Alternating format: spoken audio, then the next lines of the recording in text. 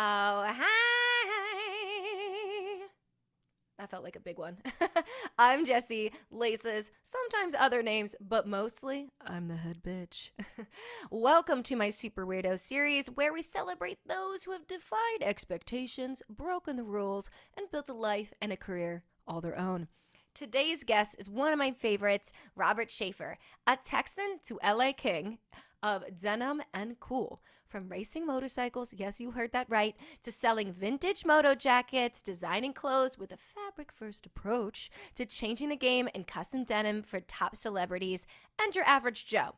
Robert is limitless, and his brand and store, Schaeffers Garment Hotel, is proof of that. I think it's time to rock and roll. What do you say? Let's keep it weird and bring him on. Hey! Hey, Hey, Robert, how are what's you? up? I'm good. How are you doing? I am just keeping it weird, keeping it strange, drinking my Chardonnay as normal. Welcome to the Super Weirdo family, and thank you for being here. Yeah, thanks for having me. Of course, of course. I mean, I all the viewers have already kind of heard all about you as I gushed over you, but you've done so many different things. So I'm so curious, like, where does your strength and inspiration come from? Um, Honestly, probably my my higher power and my sobriety. That's probably a core of where a lot of my strength and stuff comes from. And then my family, from the backside, my kids, my wife. Yeah, that's Yeah, amazing. I yeah. I don't have a higher power. I do have a lower power, and I call him Lucifer. And so he Okay, kind of he kind of rolls around and helps me out. Um, sure. was there was there like a pivotal moment, like an epiphany, a singular moment, if you will, that Okay. changed the trajectory of your journey? Like what made you go from weirdo to super weirdo? Because you've done so many things and um I was telling them about all of your racing of motorcycles to what you do Yeah. now. So I'm so curious what changed and how your journey ended up where it is. Yeah. I mean, I would say this last time around when I got sober, in '03, I was out of the motocrossing racing and I was just buying and selling vintage and selling it to stores. And I had a really high paying job at a finance company that took me years to work up. And I was kind of clearing up financial wreckage and stuff from when I went off the path again. And I had this like little picture of when I went and visited California with my guy I grew up, a guy named Grant that I grew up with. It was on my little cubicle, and I hated my cubicle. And I like the people I worked with. I didn't hate my life. I was in the best version of a business you could be in Houston. I was in the best part of town. It was paying great. Everything was great. Whatever. I was able to do my vintage on the side, and I used to look at this picture, and I just had a moment where I made a decision that I just wanted to get out of my job. And there was no, like, I hate it. There was no this, that I was ready just to go take my pay cut or whatever had to be done. And the short version is I was looking at a house to buy in Houston on the third oldest street. And it used to be like a cracked in area, like how Echo Park would be in California. Now it's very rich. And cobblestone roads, the third oldest street. And I was sitting in an AA meeting, and I was waiting to go look at that guy's house. And I was kind of telling my mind, like, well, if this happens, then I won't go. I was real torn. I was trying to like force myself to stay because I knew it was a more responsible decision to stay long run than, go kind of chase a dream that I've had. And this guy that I didn't know came and sat next to me at the A meeting that I'd gone to forever. And we started talking, and he's like, oh yeah, you're looking at a house? I was like, yeah, yeah. And he's like, well, I'm showing a house later. Long story short, it was his house. And I didn't, and I was like, okay, this is what's meant to be. I'm not going to California. And he's like, yeah, man, I'll rent it to you and you get your financing together in like 6 months or a year or whatever. I was like, okay. I remember going over to my mom's house and telling her, like, all right, that's it. I can't walk away from it. And then literally like 5 days later, he called me and he was like, hey, I had a family death. You got to buy it right now or I'm selling it, blah, blah, blah. And so I was like, that's my out. And I took it and I left. That was my turning point. And then I came out here and I made $2,800 a month, and burned through everything I saved up to try to Of course. get to the point where I could open my store. That's the short version. I mean, what a journey though. And I think Yeah, life can just take such like unexpected turns and you just show up in a way that you didn't know you were going to show up. And sure. Sometimes you don't need anything in your pocket. Like when I moved to LA, I had been up and down. I had already been signed as a major label artist, had a lot of money, then had no money, then Right. living in my car, and then had a one-way ticket to LA. And I was like, okay, let's fucking roll with this. And That's right. so I definitely respect your journey so much. Have there been challenges and setbacks like that you faced throughout your layered career? Yeah, I mean, definitely. When I first opened my business, it took so much just to kind of get it going and kind of figure out what I wanted to do with it. And then once I figured out that, like, denim was our core or whatever, the specifics of my company, that was where I was better at than others. I shut the door on 2 wholesale opportunities to probably the biggest PR store that you could get in LA. That's probably the biggest in the US. I was working with another guy at my shop and kind of listened that it wasn't the right move, and I walked on it, and then I kind of regretted it. And then, fast forward to kind of getting through things and trying to adapt, and then got into Barney's in 2017, and that took all my money and help from a friend of mine and blah, blah, blah.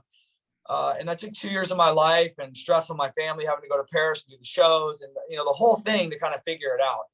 Yeah. And then we ended up being in all their major stores. And then right when it started taking off, they owed us a ton of money. They went out of business. And then the pandemic happened. So, we never got paid. And more than not getting paid, the biggest like fall in that is, I had to fake it with them. They're closed now, so I can say this, but I'd have to go to the Beverly Hills location, and they put all my stuff with like Joe's jeans, right? And they would just hide my jeans there. And then they would give me a horrible sell-through report, right? It's not like they were putting my stuff with like, another brand that was, that could help, right? If someone stumbled on it.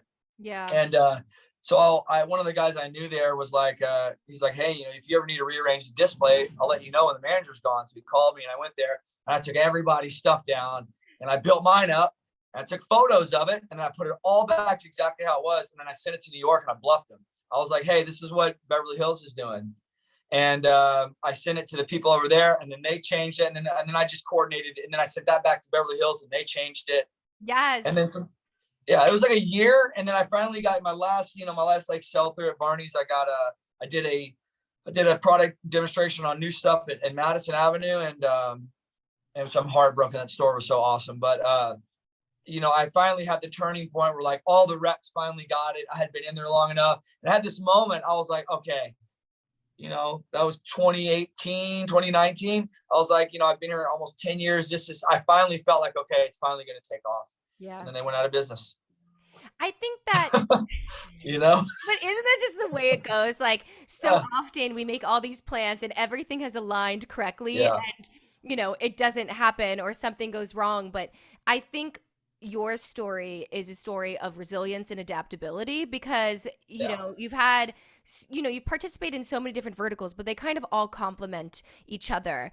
And despite like the whole thing with Barney's, I mean, when my husband and I talk about you, and we talk about you like probably like a gross amount, like it's kind of silly, but we talk about your store and we talk about your customer service and your attention to detail. And I mean, you look into our closet, it's all of your jackets. You look into my husband's closet, and that's great. All of your clothes. And I really think that is, a testament to you and what you've built. So, our mutual friend Jason said something to me when I was kind of in the middle of jobs, or I was still signed to Sony, but I was basically like in prison, where like I couldn't get my next advance because I had to do like 8 songs on a major label record at 100%. And I was like, okay, I live here now.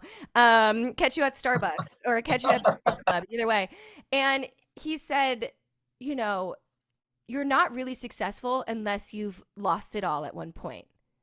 Oh. And that was a good thing. That meant that I was going to be really successful again. And that really stuck with me. And so now when I look at failures, I always think to myself, I mean, it's just kind of like the next journey. It's like just getting better at failing so you can get better at being successful. Yeah, that's motivational to hear. I've failed a few times, so hopefully my time is around the corner. But even if it's not, there's a lot of beauty in being able to like see customers every day here. There's a part of it that I wish like I didn't have to, drive to work every day. I've been here 11 or 12 years. I love my store, but I kind of would like to, I really enjoy going to department stores and like really growing the brand. But there's also a lot of beauty and still being connected to people and like seeing you and your husband and seeing all my friends and customers, so there's benefits either way you look at it. Listen, Schaeffers Garment Hotel, it's the best. That's right. I have two more questions for you. Well, really Okay. one more question in a fire round. How do you or will you encourage other super weirdos to, show up as themselves authentically, take up space, and break the rules like you have? That's a good question. I mean, I think the best way is, as cheesy as it sounds, is I just really followed my heart. But I was also remember something my grandfather told me. He said, "There's no substitute for hard work." And he told me, there's some people that are going to get things quicker, and there's some people that they're going to have to stay double the amount of time to do it. It just depends on what gifts you're blessed with. So I feel like I've been, cursed or blessed with my hands are going to have to be dirty for working on cars and everything around me all the time. But I just stay in it and don't let up, and I just stay out of other people's results and other people's successes. I feel like the worst people in my business, I can still grab things I like and can appreciate from how they grew their business. I don't have to like someone to sit back and instead of throwing shade on like somebody because maybe they're just a horrible person, or maybe they don't treat people horrible or they're bad for your industry. I'm sure you've dealt with that a lot in your industry. Oh yeah.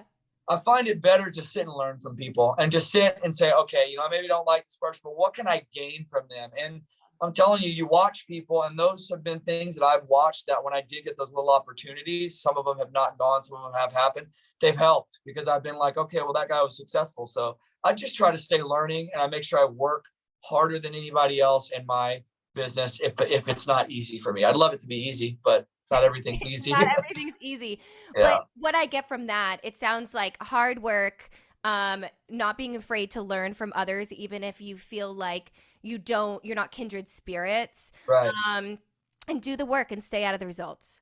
Yes. Yeah. Yes. I think exactly right. I think that's the big thing. I say that to myself probably 24 hours a day. Like as an executive, as an artist, I'm constantly being like, do the work, stay out of the results, or you're gonna drive yourself crazy. Yeah. I feel like when I'm in the results, I can't focus on the next thing. So I'm tied up with it going exactly how I want it or not. It's just so much energy there. So I just try to grind it. Well, you do it well.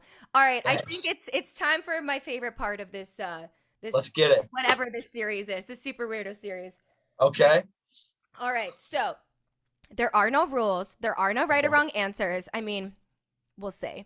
But if you don't know somebody, like when in doubt, leave it out, pass, say whatever you want. There are no rules here because I don't like rules. I like to break them. So it's going to be superhero or super weirdo, whatever comes first to your head. Are you ready? Okay. Okay. Buffy the Vampire Slayer. Super weirdo. Anthony Bourdain. Superhero. Yeah. Lisa Rinna. Pass. Kanye West. Super weirdo. Batman. Which one? The newest one. Superhero. The Fab Five. Super weirdo.